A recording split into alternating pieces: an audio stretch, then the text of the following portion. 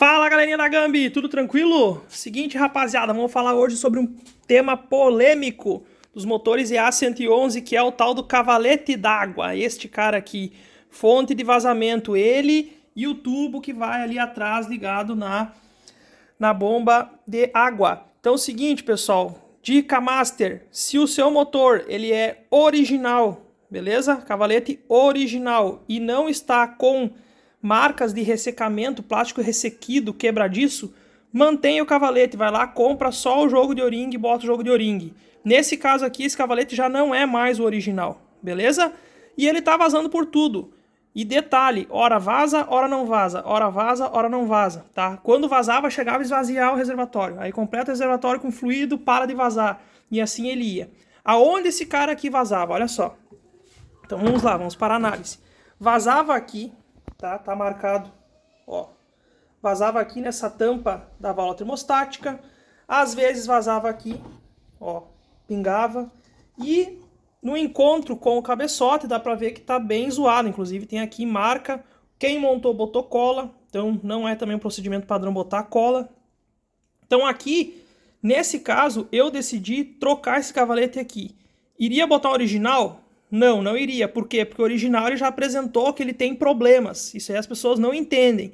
O engenheiro vai lá, ele faz o projeto e ele pensa no carro, eles testam o carro antes de lançar, muitas das vezes por um tempo muito curto, não consegue testar em todas as condições de funcionamento que esse motor vai ter no Brasil, na Argentina, no Uruguai, no Paraguai, na Europa, que seja, entenderam? E aí ele pode sim apresentar defeitos, existem problemas no projeto, tá? Às vezes, obviamente, tem o recal, mas às vezes o tempo para aquela peça começar a apresentar problema passa do tempo do recal, tá entendendo? Então, esse caso aqui é um deles, pode ser que seja um problema de projeto dessa peça aqui, tá? Aí cai a discussão, primeira coisa.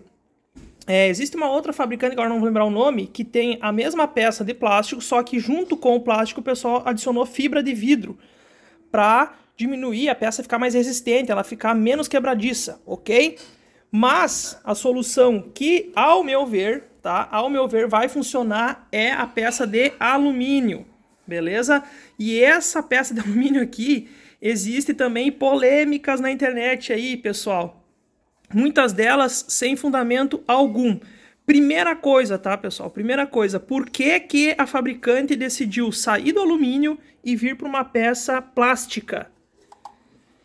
Eu digo para vocês de fonte segura, isso é feito de plástico para poupar dinheiro, para o projeto sair mais barato, beleza?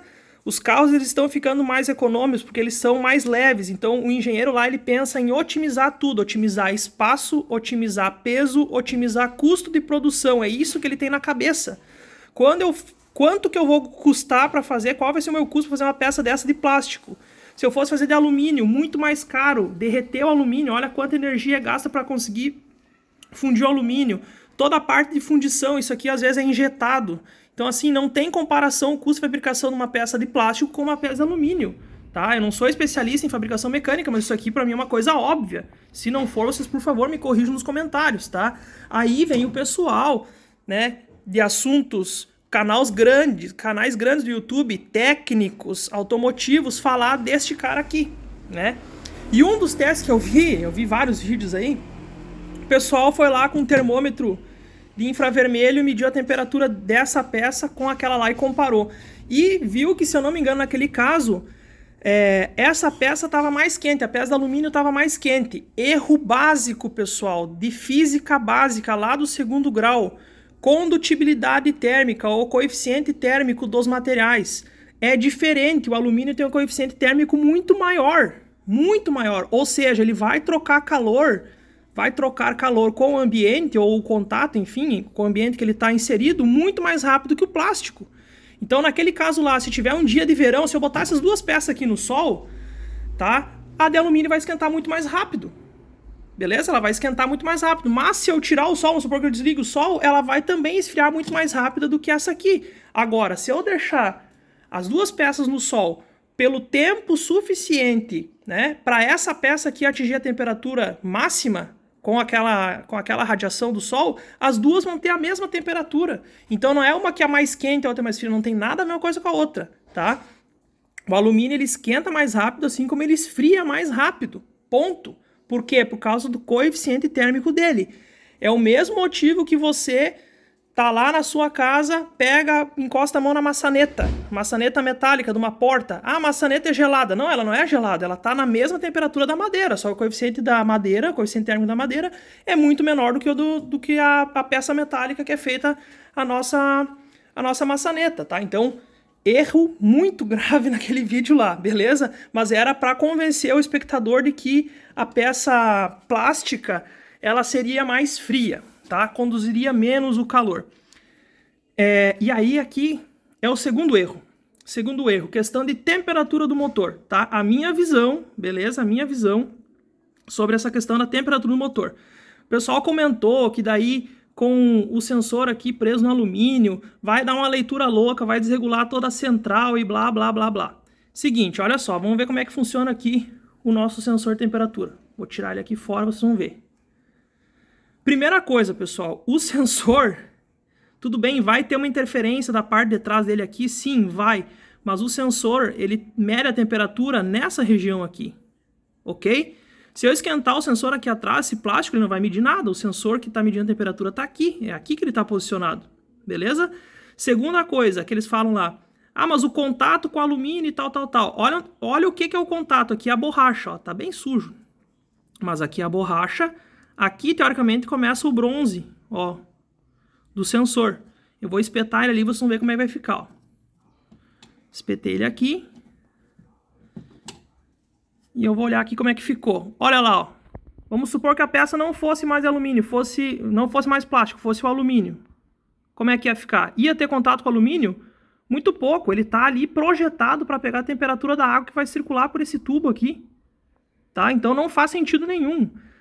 Eu desafio qualquer canal grande aí, ADG, qualquer outro canal, né? Tem vários aí no YouTube, com ótimos equipamentos, ótimos osciloscópios, scanners. Vai lá, vai pegar o carro na temperatura normal, né, temperatura ambiente, vai ligar ele e fazer um gráfico de aquecimento do motor, tá? Pode ser aí, de minuto a minuto, coletar uma temperatura usando o cavalete de plástico. E depois vai fazer o mesmo teste usando o cavalete de alumínio. Vai dar dentro da margem de erro do experimento, vai dar a mesma coisa, tá? Não vai fazer diferença aqui. Inclusive, o de alumínio, ele vai facilitar a troca de calor, porque ele vai funcionar como se fosse um dissipador do próprio cabeçote, porque ele vai ter uma certa região de contato aqui com o cabeçote vai dissipar aqui com o alumínio, tá? E vai aumentar a área de contato para a água trocar calor. Então é como se estivesse ajudando a resfriar o motor, tá? E não ajudando a alterar a temperatura, jogando a temperatura mais para o alto, que nem o pessoal falou, que a temperatura vai chegar no sensor mais rápido, vai alterar e tal.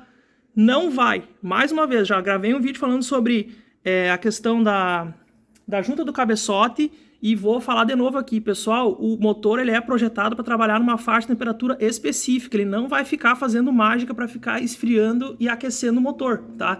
Ele tem uma região de temperatura onde nós temos uma eficiência volumétrica, é naquela região que o motor vai trabalhar. E trocar essa peça aqui não vai influenciar ao meu ponto de vista. Caso contrário, se alguém for querer refutar esse vídeo, refute com experimentos práticos, medidos, tá? Não adianta vir aqui falar que nem o pessoal fez aí e gravar vídeo medindo temperatura do alumínio e do plástico aqui em temperatura ambiente sem esperar os dois entrar em equilíbrio térmico com o ambiente, tá? Então isso aqui não tem fundamentação, pelo menos teórica aqui, não tem fundamentação nenhuma, beleza? Vou colocar esse cara aqui e eu não quero mais me incomodar com esse tipo de vazamento. Se porventura um dia der problema, vai ser só a troca dos O-rings. Eu vou usar fluido irradiador, né? E aí não vai ter problema de corrosão. Se tiver, vai ser uma corrosão bem pequena. E somente a troca do fluido dos O-rings vai solucionar os possíveis vazamentos. Beleza, rapaziada? Vídeo de hoje é esse aí. Qualquer dúvida, qualquer sugestão, deixe nos comentários. Um abraço e até a próxima. Valeu!